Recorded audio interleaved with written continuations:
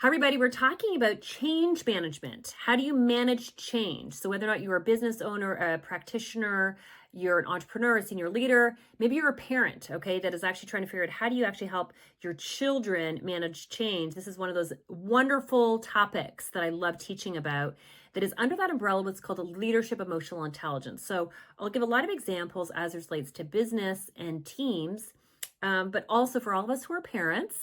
There's some wonderful takeaways and really transferable takeaways for us that with what we can teach our children. Okay, so I'm going to give you 4 kind of key areas that I want you to kind of hone in on. If we haven't met, my name is Dr. Karyn. I'm the co-founder of DK Leadership. It's a global leadership company. We work with businesses around the world as well as families. And our niche, our secret sauce, is teaching leadership skills that you can apply both to businesses as well as families. And so this is a topic, change management is one of my favorites. So the first thing I want to highlight is actually, and again, it came up because I'm speaking at a conference coming up, and the organizers, they wanted me to talk not only about emotional intelligence, but specifically around change management. I'm like, well, these are completely interconnected. So if you have not yet received our emotional intelligence scorecard, I recommend you get that. So just down below, write EQ. And somebody from my team is actually going to send that to you, because change management is actually part of the overall umbrella. And one of the things that I love to do is teach. Really, I love to teach. Okay, that's really with what I love to do. I love to teach a lot of very complex things and hopefully make it very simple and very practical so people actually can apply it. And so emotional intelligence is a huge umbrella, and change management is under that umbrella. Okay, and it actually impacts both decision making and stress emotion management. And you'll see that when you actually get the scorecard. So again, it's free. You can just write down EQ below, and somebody from my team will send it to you. So, okay, 4 things, everybody. 4 things as we relate to change management that you can apply both to business as well as to parenting. I'm going to start off. I want to kind of focus in on the first part, which is when people experience change. Okay, so whether or not there's a change of job, change of location, change of, whether or not you're moving roles, there's a change in terms of your business or your business model, you're changing a product line, maybe on the parenting side, you're changing schools. The second there is change, there is emotion that people will experience. What is the emotion, everybody? Anxiety. So change and anxiety are besties, okay? And the reason that they're besties is because anxiety, the emotion, and I talk about other videos around anxiety with what anxiety is. Anxiety is usually around when somebody is focusing on something they cannot control. So they can't control something in their life. The future is one, or they can't control what other people think of them, or they can't control the outcome. So anxiety is the emotion because a person is focusing on something that they cannot control.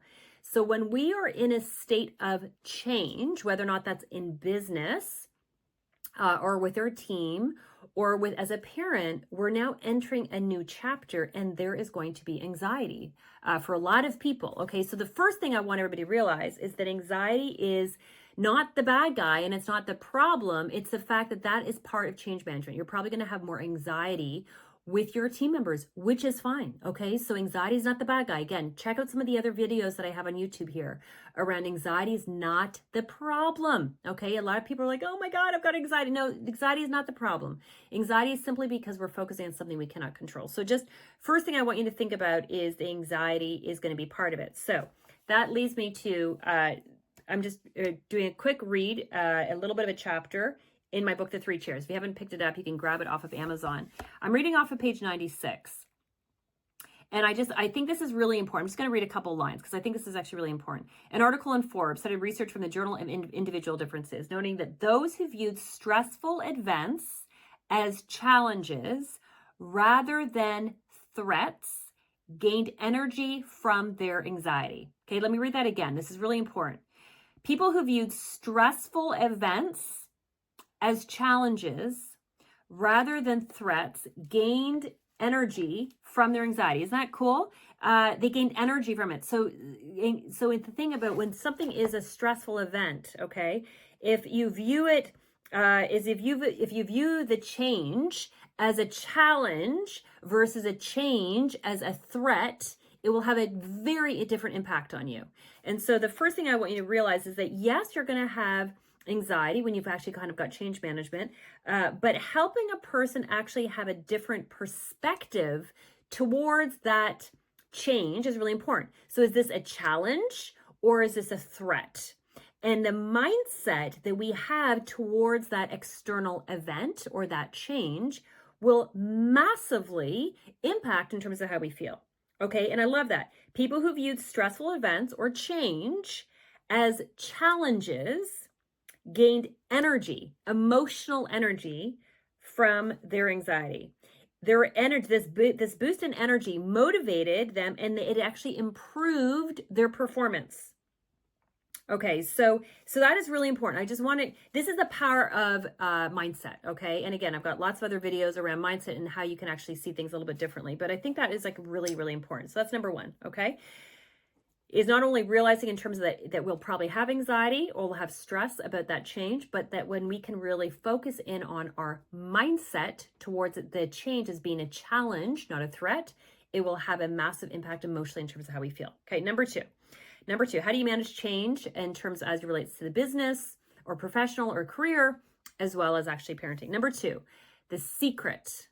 I love secrets, everybody. The secret to reducing anxiety and to managing change is to have a plan. So let's say you are a manager and you are now managing your team. You know that there's a lot of change happening. Acknowledging the challenge, acknowledging the change, okay? Acknowledging the challenge and the change, and then also acknowledging in terms of the plan with that change massively reduces the anxiety. People want to know, what is the plan? The change is coming. This external event is happening. What is the plan? And when people hear a plan, all of a sudden, it's one of the secret sauces of the change management. People, team members, want to hear from their leaders about what is the plan. Children want to hear from their parent, what is the plan? Plans reduce anxiety, okay? And the plan doesn't have to be perfect. There is no perfect plan, but you're making a plan based as best as you can with the information that you have. So that is number two, okay? Number two. Number three, and this kind of like is kind of tied to it, is when you are sharing that plan, is to share empathy with that plan. And so when I think about some of the best leaders that I've worked with over the years in terms of from business, when I think of the most effective, most outstanding parents that I know that I work with, it is that, and they're navigating all this different change, is it's both. It's not either or, it's both. It's like they have a plan. They know that they're kind of creating this pathway forward about, this is the change, this is the challenge that we have, here's the plan that we're going to be creating. So they have a sense of strength and focus with what is going to happen, and they also have empathy. So they have this beautiful sense around, yes, this is difficult. Yes, this is stressful. Yes, a lot of us are going to have a lot of anxiety around this. And also, this is the plan that we see in terms of moving forward. It's both. It's not either or. This is a significant little nugget, everybody. It's really, really important that we can be strong and soft. We can be focused and flexible. We can be very directive and empathetic. Like we can do both. It's not either or. And really, the most effective leaders in business and in homes, I find it's the combination of both of those. And so you want to make sure that you're communicating the plan, but also that you are acknowledging in terms of how people are actually feeling. And when people really feel, this is the power of emotional intelligence. Again, you're going to see this when you get your one pager on emotional intelligence. You'll see a lot of these little nuggets on that one pager. So if you haven't got it, write down EQ below and somebody from our team will send it to you. But this is one of those things that when we can have a plan and we show that empathy, it just allows people to relax. When they feel listened to, they get on board. If people do not feel listened to, a lot of times they don't get on board. So this is really important. The last one, everybody, is, again, you're understanding how change and how that actually, and really focusing it on it as a challenge, not a threat. Making sure that you're actually communicating a plan, making sure that you're actually being strong and directive and empathetic, very important. And the last one, everybody, is really dial up your frequency in communication. One of the things that was really needed in change management is increasing your level of communication. Because what happens is, if we don't hear from our leaders in business, if we don't hear from our parents when we're going through a messy divorce, okay, if that's kind of the situation that you're experiencing, if we don't hear from our leaders, what happens is people are left to create their own narrative because there's a whole bunch of blanks. It's like, what's happening with mom and dad? Because I don't really know. I'm not hearing from everybody. So I'm just going to start creating my own narrative. What's happening at work? I don't know, because my manager's not saying anything. So I'm going to start kind of creating my own narrative. And that's where a lot of workplace drama starts happening. So you want to kind of get ahead of that. And so one of the things that's really important is, as a leader in business and families, especially through change, I mean, being communicating regularly and being transparent is always a good principle in terms of being a great leader at work and home. But especially during change, when there's more emotion, there's more angst, there's a lot of stuff that's kind of underground, just dial it up. Just dial it up. Be more frequent. Check in with your team. Check in with your family. How are you doing with this change? How are you feeling about it? What are you excited about? What actually do you find difficult? Check in. So you're communicating with them in terms of what's happening. You're being transparent, whatever is appropriate in your circumstance, but you're also listening from them in terms of how they are managing. And all of a sudden, and the beautiful thing, and I'll just kind of end with this, the beautiful thing that I love about change management is that it's almost like all of our best leadership skills, all of our best practice, okay, in terms of leadership skills, what's beautiful about it is that we have to really dial them in during change management. We can't be sloppy with it. You know, everything that I talked about is good for leaders all the time, okay, in business and home.